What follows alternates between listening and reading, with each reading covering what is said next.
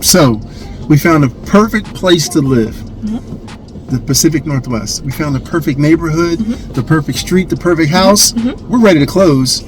But what about the cars? How do we move the cars? In this video, we're going to talk about how to transport your car to the Northwest. Stay tuned.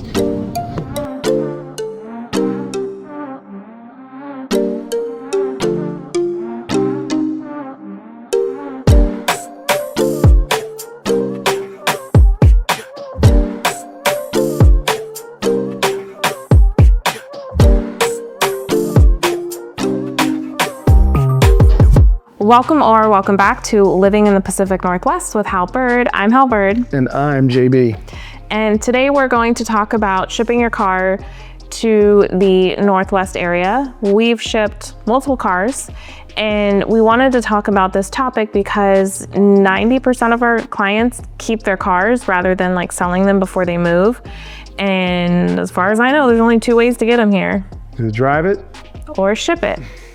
And driving is pretty straightforward. I think we've actually done both ways. We have done both. So we've driven vehicles up and we've had vehicles shipped. So it gives us a good, and a lot of our relocation clients go through the same kind of decision that we've helped with it. So kind of good reason to make this video. So we're going to talk about some of the stress and surprises that people face. So before we do, I think it's important to know why this channel exists. I'm a licensed realtor and relocation specialist focusing on the Portland Metro and Southwest Washington areas. And this is a question that comes up a lot. And one of the things that we did when we started this channel together 4+ years ago is we wanted to be the friend in the Northwest that we wish we had. So we just didn't know what we didn't know, and we kind of flew by the seat of our pants when it came to relocating, and we didn't have anybody to bounce ideas off of or give us guidance, or even like the plethora of videos that we've put out on YouTube about all the ungoogleable stuff. So we're gonna share some best practices, some tips like we do on all of our videos. And before we get into it, I would just ask that you like, share, and subscribe. Make sure you're still subscribed. It really helps us grow this channel to get more great people like you watching, and that we're able to help and grow our abundant community. Yep. And this is a pretty big logistical question if you're relocating, and even more so if you're very particular about your vehicles like I happen to be. So again, shipping cars is not an easy thing. If you've ever done it before, let us know in the comments if you found it easy or a little bit kind of wonky. I remember the first time we shipped a vehicle was a little bit wonky. This last time was the most wonky. So the most recent time we've shipped a vehicle was actually this year in 2025. Yeah, and that was a whole other ordeal. It's like auto shipping companies to me is like the wild, wild west. But again, in this video, we're going to kind of talk you through some of our personal experiences. So make sure you stay to the end because we're going to be sharing some of our secrets and advice, like making sure you drop a tracker in your vehicle before you take your eyes off of it. Other tips like that, and also some resources and services that we offer to our clients. Yep. So if you're moving out of state, you're probably debating, should I drive it or should I ship it? And if you've gotten to the point where you're like, driving just doesn't make sense, maybe you have too many vehicles or not enough drivers, or you have pets and you want to fly with them, whatever the case might be. Or you don't want to put the miles on it, right? Oh yeah, that's a good reason too. It's a lot more stress-free and hassle-free than I think a lot of people think, because everybody drives their cars, but you're not shipping it every day. So let's jump in with how does it work? So how does it work shipping your car? Well, so you have two main ways to ship a vehicle. You have brokers and then you have bidding sites. So the main difference with a broker, they handle the entire process from taking your initial request to finding the driver, finding the shipping company, and managing the process all the way through to delivery. And then with the bidding site, that's where it's like an online marketplace where you post your transport or your job, and any company, any shipper, any driver can go and bid for your business. Another main consideration is an open trailer versus an enclosed trailer. So open is the kind you typically see on a highway carrying cars in an open fashion. It could be anywhere from 3 to 12 cars. Enclosed trailer, like the name implies, is closed. Your vehicle is inside of a trailer. Typically they carry a lot fewer cars. So if you haven't moved up here yet, you need to pick a place, a location, a destination where the driver can deliver the vehicle, and they have to deliver it to someone. They can't just take it off the truck and leave it on the side of the road. There has to be someone there to receive and sign off on it. So you want to keep in mind to coordinate that. If you don't have anyone here, call me and we can talk about what it looks like working together in a relocation fashion so that you can get your cars delivered here. I will say that most of my clients who've shipped cars didn't need me to receive it. They usually can beat their car there if you can time it right. Right, but we have had some examples where the cars actually preceded them arriving physically. Yeah. So yeah, just I guess get in touch. Also, like any other, I guess, service that you're getting a quote on, it's always a good idea to get 2 or 3 or multiple quotes because they can vary wildly along with the quality and the reputation of the carrier and the company you're working with.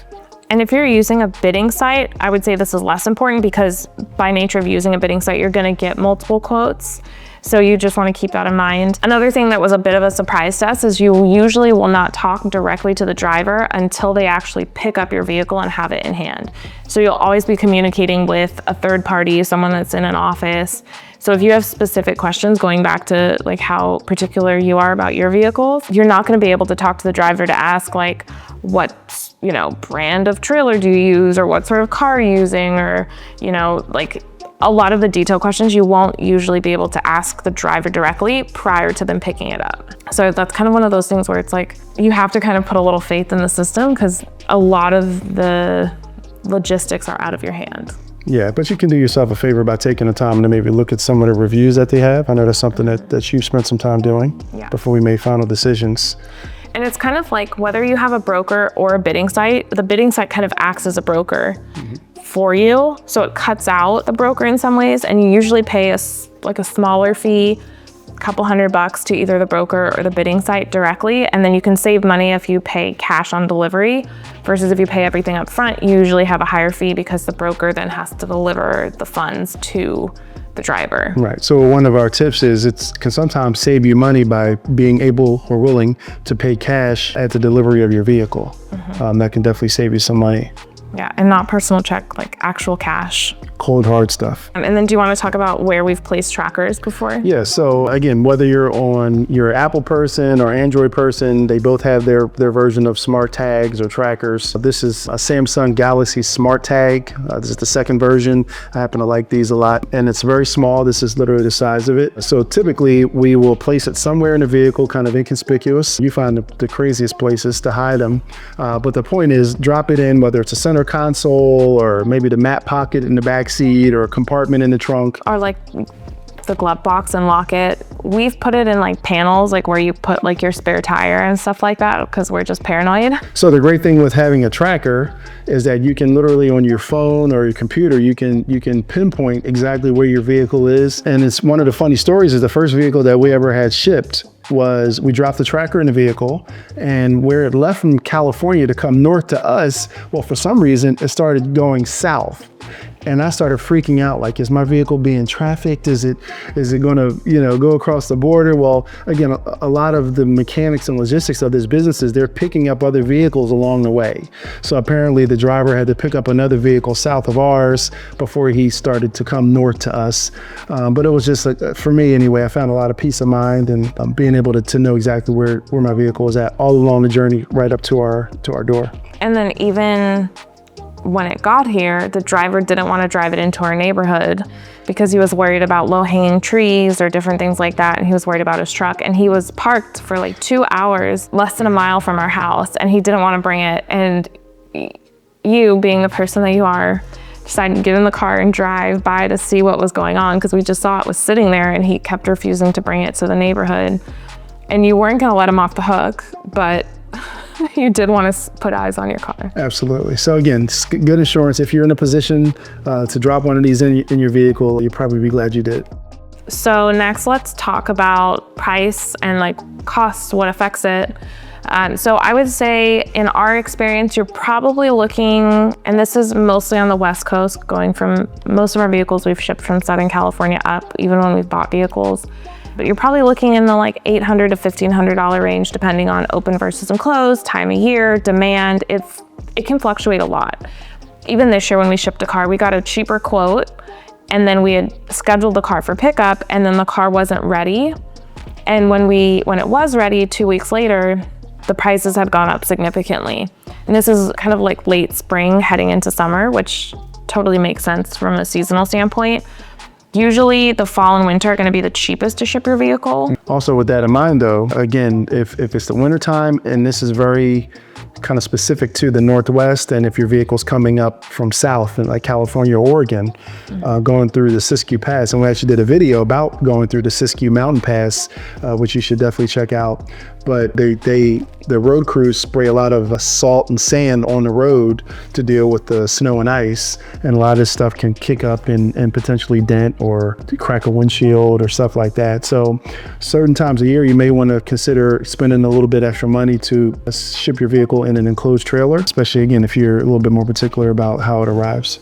And then I would say you want to book your shipment for the best pricing 2 to 3 weeks in advance if possible.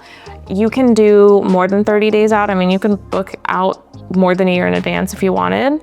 And you can also, when you're going through, say as soon as possible. So if the car's ready to go, but to get the best pricing, around 2 to 3 weeks is good.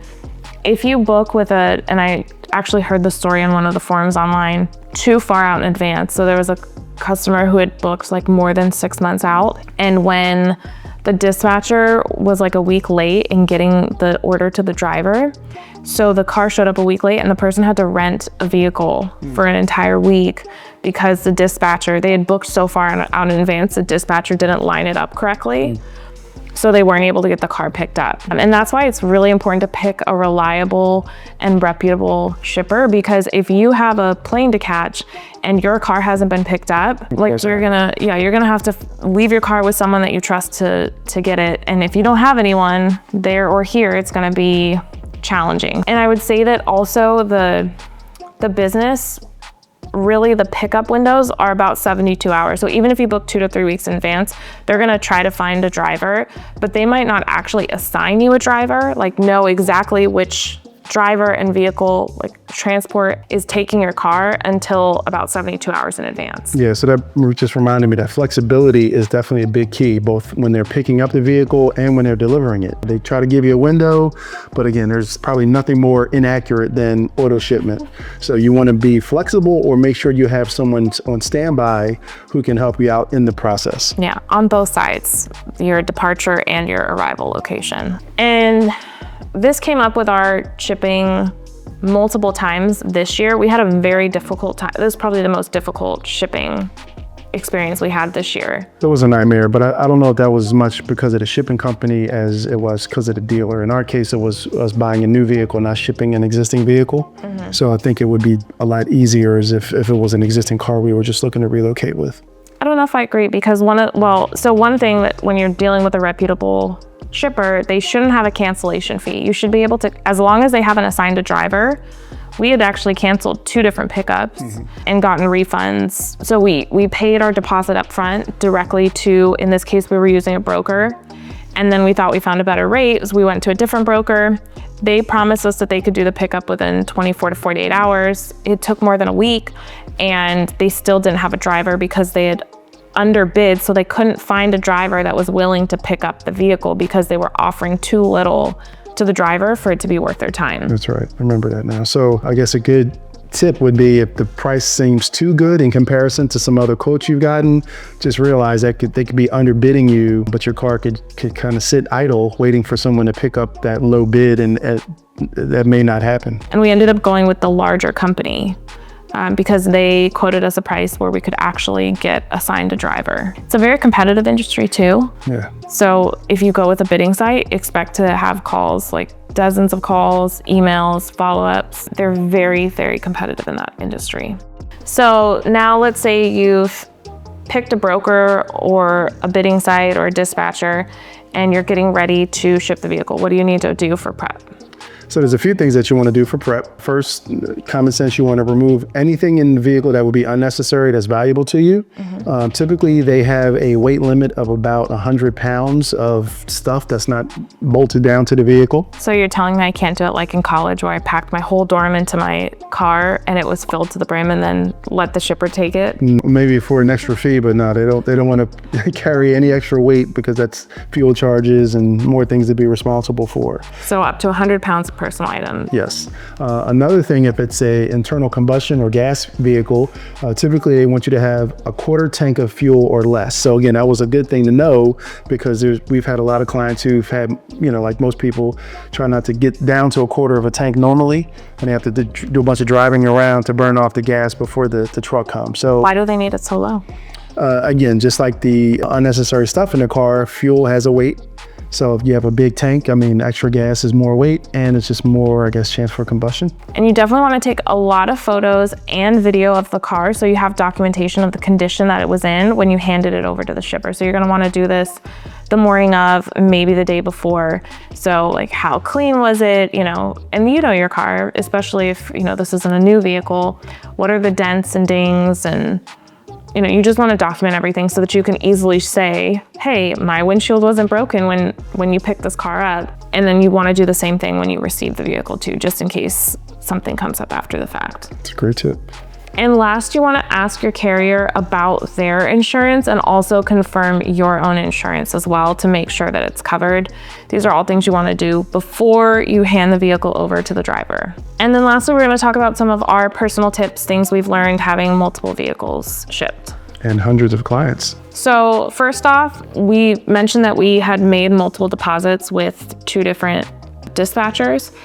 You want to put those on a credit card that has a really good consumer protection. It's that way, if you have to dispute it, so if you wind up in a case where there is a dispute and you need to contest the charge, that your credit card company is going to back you up. Also, again, may have mentioned this earlier, but it's super important to work with someone who's reputable. They have good reviews, good reputation. Because again, obviously you're entrusting them with a very valuable possession of yours, and you want to make sure that they've done this before and they've done it to a pretty high level of satisfaction.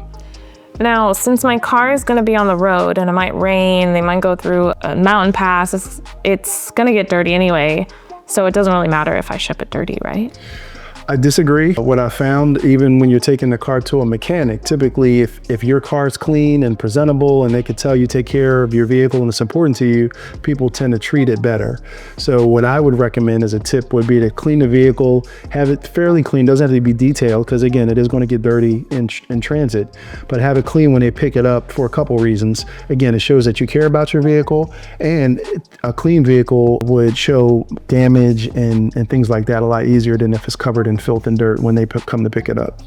And then our last tip is, I think this is our last one, we'll see if anything else is unearthed, but I think our last tip is to ask yourself if this vehicle is worth shipping. So if you have an old vehicle that you're already planning on getting rid of or selling, it may not make sense to ship it. Or if you have a highly specific vehicle that's popular in your areas, for instance, if you live in a really warm climate and you have a convertible and you don't anticipate using your convertible much while you're here, you might want to sell it in a market that's going to be better for it. Although we do see quite a bit of convertibles, because when we have those 4 months of gorgeous sunshine and summer, you definitely see a lot of people bring out their convertibles. Yeah, that's a great tip though. So again, is it even worth shipping, having that $800 to $1,500 expense? Or if you were thinking about maybe replacing the vehicle once you move anyway, if you can sell it sooner, save that money, put that towards maybe a new vehicle when you relocate. We have a lot of clients who do that, and that's not a bad strategy.